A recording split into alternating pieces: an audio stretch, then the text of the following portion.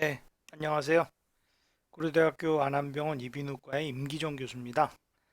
오늘 건강한 귀를 지킬 때 당신의 미래도 지켜집니다. 피처링 메니에르병. 메니에르병을 조금 쉽고 재미나게 한번 이야기식으로 풀어보려고 제가 오늘 이런 말씀을 드립니다. 요즘 가을 날씨가 추워지면 공기도 깨끗해지고 하늘이 맑아지는 현상을 봅니다. 이럴 때는 정말 밤하늘을 쳐다보면서 밝게 빛나는 별 감상하고 싶어요. 1889년 어느 날 밤에 빈센트 반 고흐는 무슨 생각을 하면서 밤하늘 별을 봤을까요? 작품 별 빛나는 밤, 가장 밝은 별을 중심으로 다른 별들이 뭐 빙글빙글 회전하는 것처럼 정말 아름답게 달과 별무리들을 묘사했죠. 이거 혹시 어지럼 느끼는 상태에서 눈에 보이는 대로 밤하늘을 그린 건 아닌지 의사로서 좀 의심이 듭니다. 그래서인지 이 고흐가 반복적인 어지럼, 귀먹먹, 난청, 이명 등으로 표현되는 그 메니에르병을 앓았다는 그 주장이 많아요. 그 절친한 친구 고갱과 심하게 다투고 귀를 자해한 것도 이런 메니에르병 때문에 유래된 아주 극심한 스트레스, 이명, 그리고 귀먹먹함에 의해서 비롯됐다. 주장을 하는 사람들이 있죠. 그걸 뒷받침하기 위해서 또 1990년대 미국 의학협회지에서는 고흐의 그 편지 796통을 분석해서 고흐는 뇌전증이 아니라 메니에르병을 앓았다. 논문이 있을 정도입니다. 정말 요즘에 그 주변에서 각종 어지러움 호소하는 분들 어렵지 않이 만날 수 있습니다. 아침에 침대에서 일어날 때 갑자기 핑 어지러워서 그리고 귀가 먹먹해서 자꾸 뭐 청력이 떨어지고 어지러움이 생긴다든지 길을 걸을 때 자꾸 한쪽으로 몸이 쏠리고 자고 일어날 때 갑자기 어지럽다든지 그런 증상의 경중을 떠나서 일상생활에 어지러움으로 불편감을 느끼는 분들이 많습니다. 그래서 좀 이런 어지럼으로 일상의 불편을 겪는 분들에게 조금이나마 도움이 되고자 이 한 권으로 파악하는 어지럼증의 모든 것을 집필했습니다. 네, 정말 귀는 또 하나의 소후주입니다. 이 여섯 번째 감각기관이라고 하는 이 어지럼 기관, 정말 인체 기관인 귀는 작은 기관이지만 좀 많은 일을 하고 있어요. 소리를 듣기도 하고 어지럼을 관장하기도 하고 얼굴을 움직이는 안면신경까지 지니고 있죠. 그래서 관련 부분에 이상병증이 생길 때마다 문제가 생기죠. 보시는 그림은 이제 외이, 중이, 내이로 대별되는 귀의 구조를 볼 수 있고요.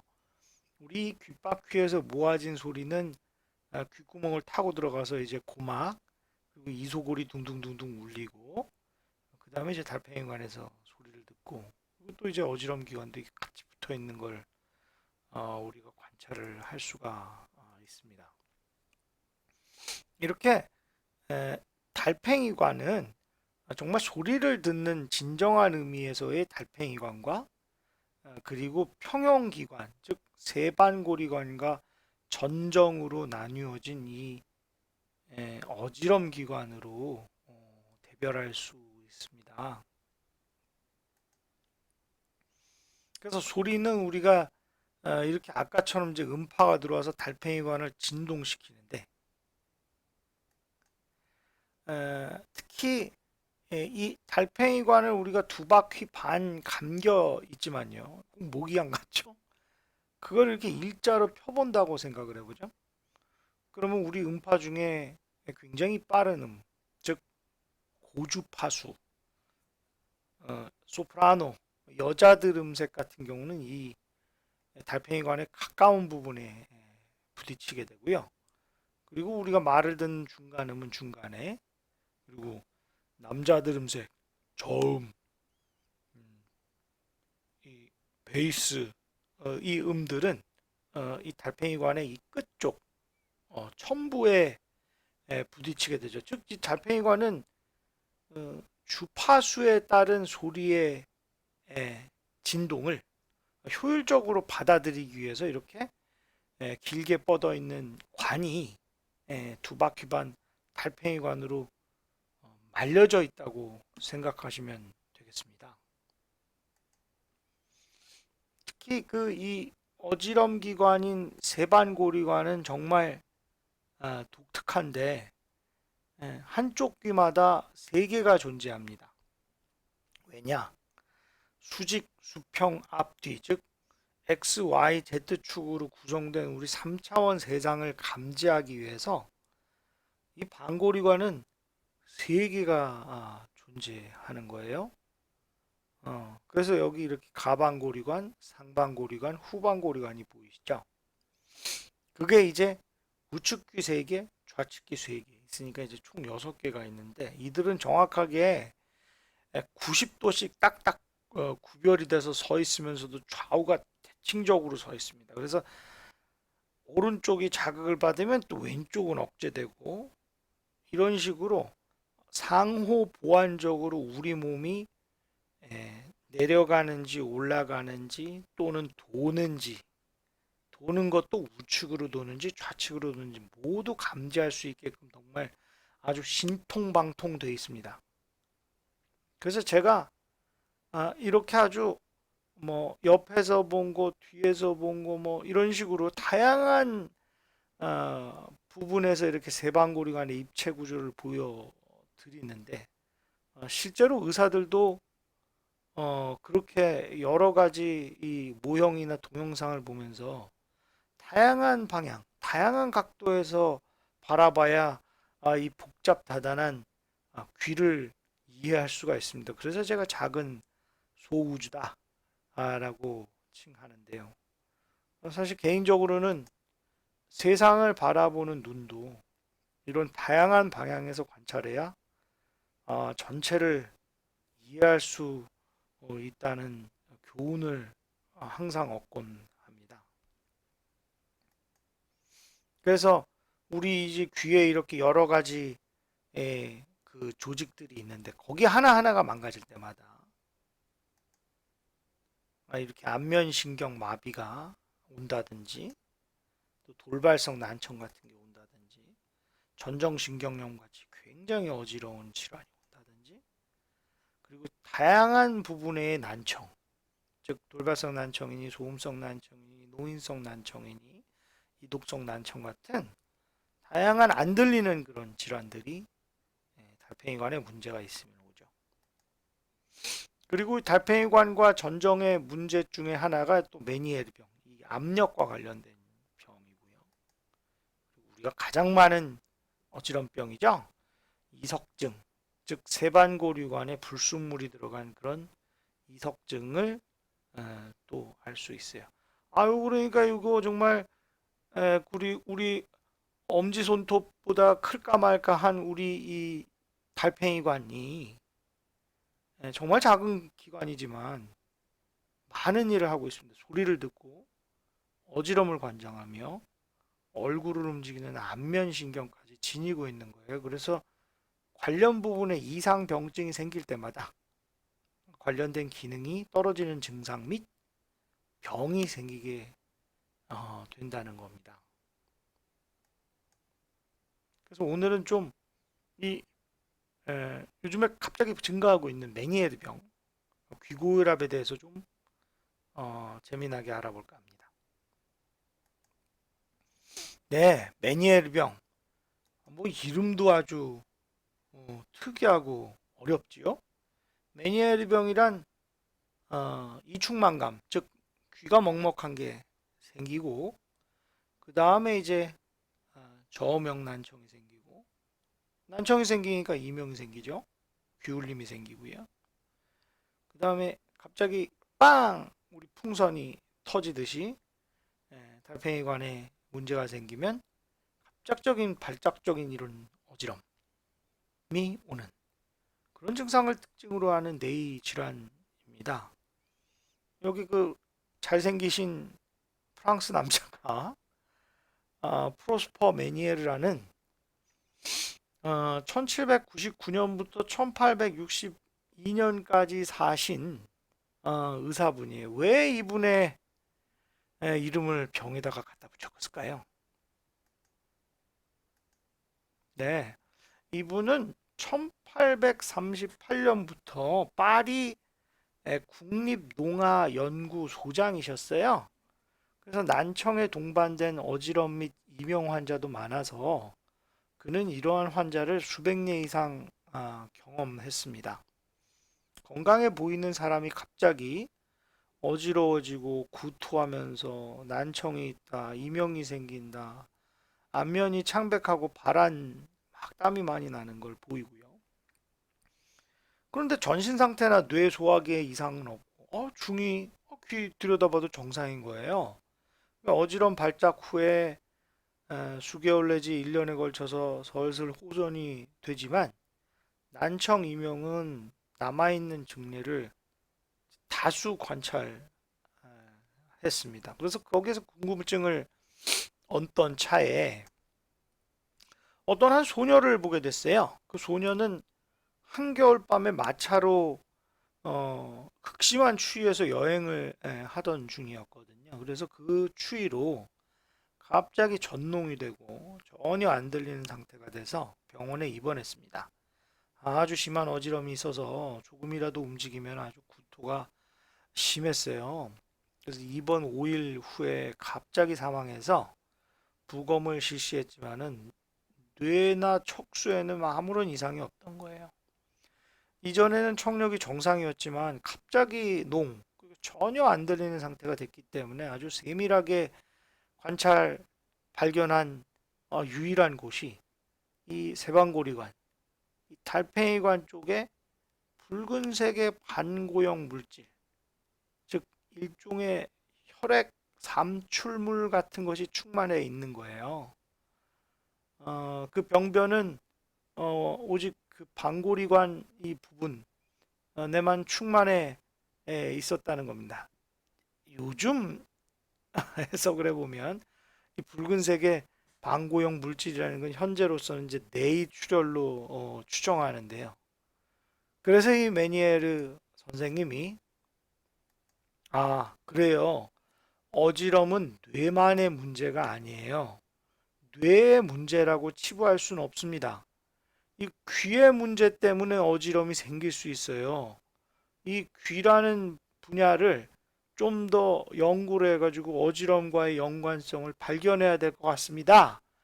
라고 먼저 주창을 하셨기 때문에 그를 기려서 우리가 메니에르 병이라고 이제 우리가 칭하고 있습니다. 네, 메니에르 병은 이렇게 달팽이관이 부풀면서 처음에는 귀가 먹먹하고 그 다음에 청력이 감소하고 이명이 생기면서 빵 터질 때 갑자기 급작스러운 어지럼, 버티고를 특징으로 하는 뇌의 질환입니다. 이 어지럼이라는 게 뭐 좀 귀가 먹먹하다 갑자기 팍 터져서 아무 때나 어떤 장소에서도 갑자기 나타날 수 있기 때문에 증상이 심한 경우 사회생활을 하기가 어려운 경우가 있고 이에 대한 공포감을 갖게 돼요.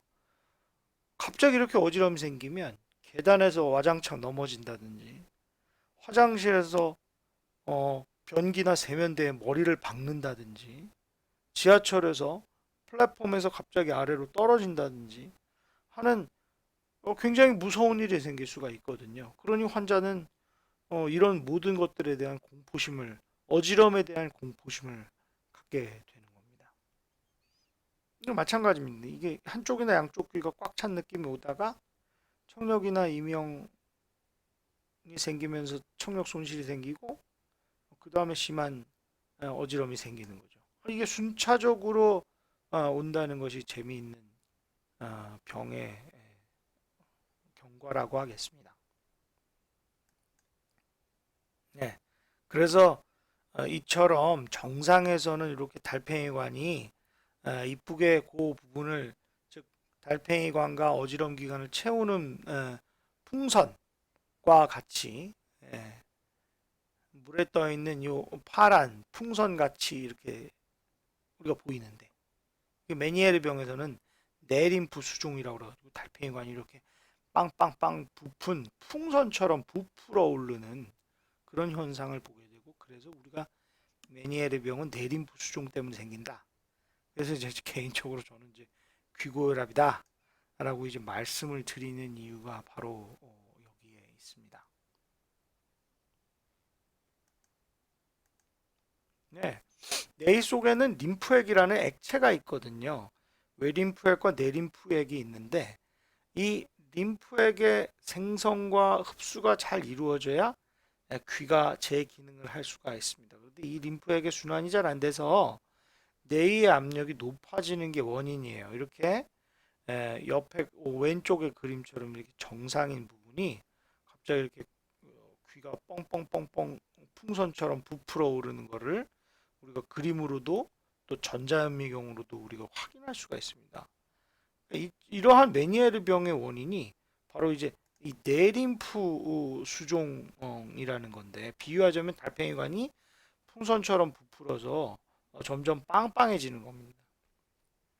달팽이관이 풍선처럼 부풀어서 문제가 생기기 때문에, 그래서 개인적으로는 쉽게 귀고혈압이라고 비유하는 겁니다. 그리고 큰 원인으로는 과도한 용질, 즉 솔루트, 소금, 설탕, 나트륨 등의 식습관, 그것과의 과도한 섭취와 관련이 많다고 생각되는 것입니다. 네, 이처럼 우리가 메니에르 병이 있는 사람을 이렇게 또 동물 모델에서 이렇게 잘라보면 이렇게 빵빵빵 귀가 부푸는 것을 우리가 관찰할 수가 있습니다.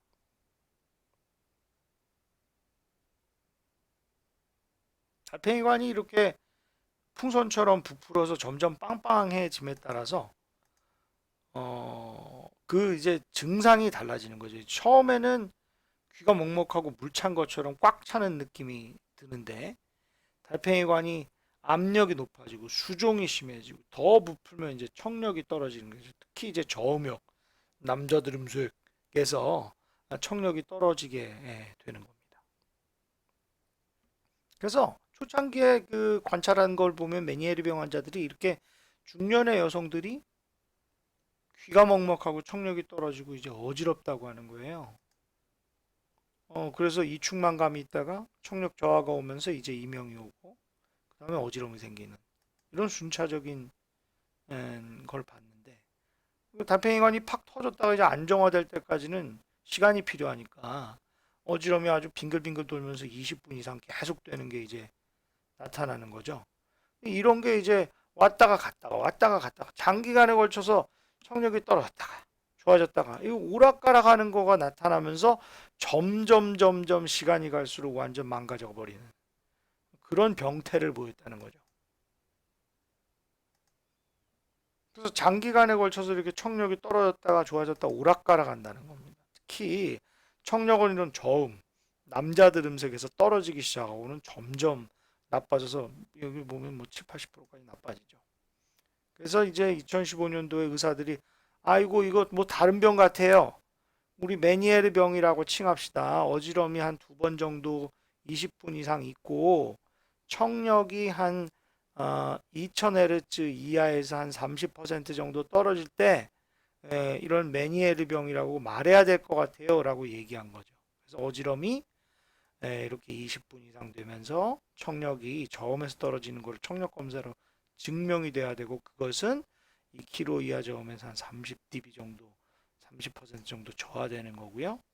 그리고 이충만감이 있다가 청력 저하 이명이 있으면서 어지럼으로 순차적으로 진행되는 증상이 있으면서 장기간에 걸쳐서 청력이 떨어졌다, 좋아졌다, 오락가락하는 이런 증상이 생기는 플럭츄레이션을 보인다는 거죠.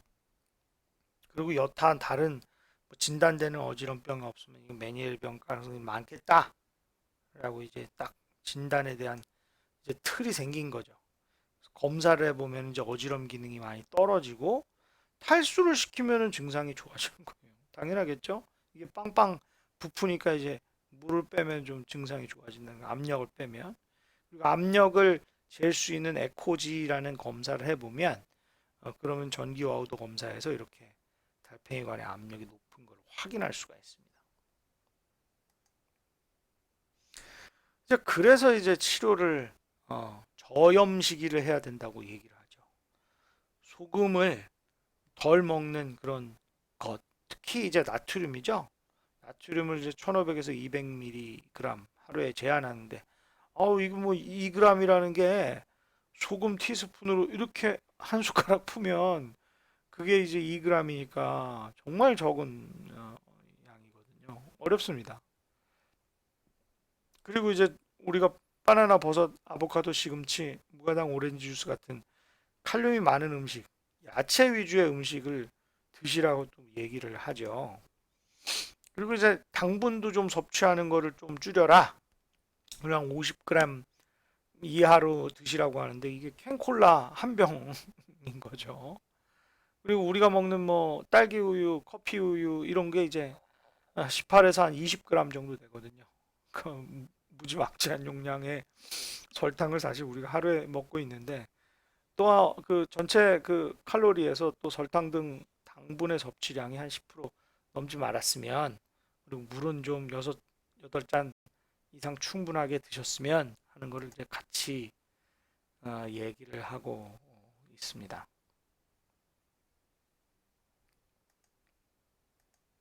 네, 그래서 정리해 보면 이런 메니에르 병이 이제 그 뇌의 문제가 아니에요. 어지럼은 귀의 문제예요. 라고 말씀하신 메니에르 의사 선생님의 이름을 붙인 어, 내림프 수종, 즉 달팽이관이 빵빵빵 부푸는 그런 병이고, 그래서 처음에는 귀가 먹먹한 느낌, 이충만감이 오다가 청력 감소가 생기면서 이명이 심하고 빵 달팽이관이 압력이 높아지거나 터졌을 때는 아주 극심한 어지럼, 20분 이상의 갑작스러운 어지럼이 오는 그런 병을 우리가 이제 메니에르 병이라고 한다는 거죠. 그래서 개인적으로는 오스모틱 디스오더의 하나다. 그러니까 용질과 관련된 병이다. 그러니까 소금이나 설탕 이런 인공적인 것들을 좀 조정을 잘 하고 삼시세끼 유기농 라이프 해야 되지 않나. 항상 말씀 드리는 거죠. 정말 식이 조절이 어렵습니다. 살 빼기가 어려운 것처럼 사람의 식욕을 제어하고 어, 좋은 음식을 가려서 섭취하는 것이 어렵습니다. 현대의 무분별한 용질, 솔루트의 섭취와 관련이 많다고 생각되거든요. 소금, 설탕, 단 거, 짠 거, 매운 거, 국물, 나트륨, MSG, 맛소금, 조미료, 색소, 합성 착향료, 인공 용질 등등등등 과도하게 섭취하는 거랑 연관이 있다고 생각되는 거예요. 조금 더 싱겁게 드신다고 생각하셔야 돼요. 라면 스프 양념 반 반의 반만 넣고 국물은 가급적 적게 먹는다고 생각하세요. 물, 과일, 야채 같은 걸 좀 더 드시는 것이 좋지 않을까. 제가 왓더 헬스라는 영화를 본 적이 있습니다. 이거 보면은 가공된 음식들 그리고 이게 이 소금과 당분으로 절여진 고기가 얼마나 안 좋은가에 대해서 얘기하고 야채를 주식으로 하는 그런 식습관, 건강한 식습관이 얼마나 중요하냐를 주장한 그런 다큐멘터리 영화였거든요. 그래서 그것도 비슷한 이 메니에르병 고혈압 당뇨와 비슷한 맥락의 얘기를 합니다. 그러면서 이제 식이조정 말씀드리면 대부분의 선생님들은 항변하시죠. 난 절대 다른 사람보다 많이 먹지 않는다고요. 하지만 인류가 예수님 부처님 시절에 소금도 거의 못 먹는 시절에서 이처럼 많은 소금 설탕 인공적인 거를 많이 섭취하게 된 건 정말 몇백 년, 몇십 년밖에 되지가 않거든요. 어느 기자분은 100배에서 300배를 많이 먹는다고 얘기하는데 우리가 뭐 그거 용지를 충분히 청소하고 내보낼 만큼 갑자기 2000년 만에 진화됐다고 생각되지는 않잖아요. 그러니 좀 음식을 조절할 필요가 있는 거죠. 어떤 음식점 하시는 지인은 이거 단짠 맛이 0에서 100까지 있다면 평균값에 맞춰서 음식을 하면은 안 된다는 거예요. 한 70% 정도에 맞춰야 된다는 거죠. 살짝 자극적이고 개성 있는 맛집은 있어도 심심하고 무슨 건강한 맛의 맛집? 대중적으로 성공한다? 이런 거 어렵다고 딱 잘라 얘기하시는 거예요. 그래서 외식을 자주 하거나 편의점 음식을 자주 먹는 이런 뭐 자취하시는 분들, 취준생, 고시생 분들이 음식 조정하기 더더욱 어려우신 거예요. 커피점이나 뭐 음료수, 뭐 디저트 좀 어떻습니까? 더 진하게, 더 자극적으로, 더 높은 농도로 아주 경쟁이 치열합니다. 정말 이런 용질의 바다에서 식이 조정하기 너무 어렵다고 느끼는 거예요. 뭐 하기사 다이어트도 1, 2kg 하기 어려워 죽겠는데 정말 이게 식이 조정이 얼마나 어렵겠습니까? 이게 뭐 저 쓰레기 플라스틱 버리는 거, 그 죽어가는 생물들, 그리고 이제 망가져 버린 산호초, 이 쓰레기 더미들, 죽어가는 바다. 제가 이 사진 왜 보여드릴까요? 설상가상으로 메니에르병의 원인으로 미세 플라스틱이니 나노 플라스틱 얘기까지 오갑니다. 우리가 버린 플라스틱, 페트병, 비닐 등이 바다에서 녹아 쪼개져서 결국 여러 생물들 및이 물 등을 거쳐서 인체로 들어와서 축적된다고 하는 거죠. 왜 우리 물 페트병에 미세 플라스틱이 뭐 100개 들어있네, 200개 들어있네 얘기하지 않습니까? 아직 명확하게 이 질환과의 그런 것들이 과학적으로 증명되지는 않았지만 매우 걱정스러운 부분입니다. 따라서 개인적으로는 메니에르병 환자분들과 플라스틱 페트병, 비닐 버리지 말자. 바다를 보존하고 환경을 보호하자. 는 얘기를 말씀을 자주 나누게 됩니다. 네, 귀가 망가지는 난청, 어지럼. 이 환경 파괴와 정말 관계가 없을까요? 무분별한 식단이나 오염된 먹거리와 관련이 없습니까? 오염된 지구에서 건강한 미래를 기대할 수 있을까요? 뭐 그런 걱정이 듭니다. 그래서 개인적으로 이 고혈압이나 당뇨나 메니에르병 그리고 급성 저음형 난청 등등 모두 너무 과도하게 섭취해서 좋은 것을 우리가 선별해서 먹지 않아서 생기는 환경에 의해서 생기는 병, 문명병으로 저는 생각하거든요. 그래서 이에 대해서 정말 우리 모두가 우리 자신의 식습관을 돌아보고 우리 모두의 먹거리에 대해서 공부를 좀 해야 된다. 환경에 대해서도 자각을 해야 되겠다. 자제를 좀 해야 된다. 환경을 생각해야 된다고 감히 말씀을 드립니다. 저는 뭐 이런 어지럼을 어, 연구하는 특히 메니에르 병을 좋아하는 어떻게 보면 일개 교수일지 모르겠는데 이런 환자분들과 이런 질환에 대해서 고통에 대해서 그리고 치료에 대해서 의견을 나누고 또 진료를 하다 보니까 결국에는 이 우리의 먹거리, 식습관 그리고 환경까지 걱정이 미치고 생각이 나아가는 것을 느꼈습니다. 그래서 건강한 귀를 지킬 때 당신의 미래도 지켜진다고 오늘 감히 말씀을 드립니다. 여러분과 함께 나누고 싶었습니다. 네, 감사합니다.